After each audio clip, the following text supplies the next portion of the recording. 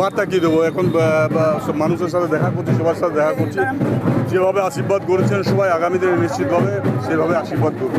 সাধারণ মানুষের বার্তা রয়েছে বরাবরই বিধানসভা প্রার্থীও অরিজিৎ রায় রয়েছেন, তার সঙ্গে কোনো লড়াই করা আছে। অভিষেক বন্দ্যোপাধ্যায় সভাতে এসে বারবার অরিজিৎকে বিভিন্নভাবে অভিযুক্ত করেছে, কি বলবেন?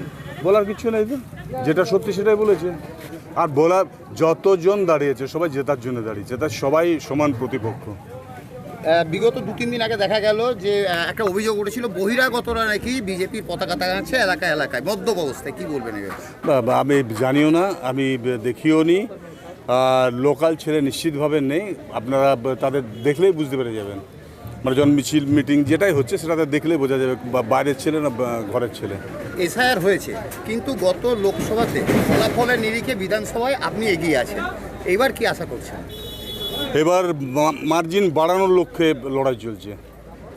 মানে 2011, 2016, 2021 20 থেকে 25,000-এর মধ্যে প্রতিবারই ছিল, লাস্টও 26,000 ছিল। তো এবারে যতটা চেষ্টা করা যাচ্ছে এটা মার্জিনটা বাড়িয়ে নেবার। আপনার বিধানসভা কেন্দ্রে কী কী কাজ বাকি আছে? শুধুমাত্র জলের একটু সমস্যা আছে, জল সমস্যা আছে। যেমন আমি মাঝরাতে ঘুরছি, কোথাও কোথাও হালকা জল পড়ছে, কোথাও ভালো জল পড়ছে। আর সবচেয়ে বড় প্রবলেম হচ্ছে গরিব মানুষের বাড়ি নেই, বাড়ি খুব কম। এটা তো 2016 থেকে 2024 বন্ধ ছিল। আমাদের নেত্রী মমতা বন্দ্যোপাধ্যায় চালু করেছেন, প্রায় 30 লক্ষ লোককে ঘর দেওয়া হয়।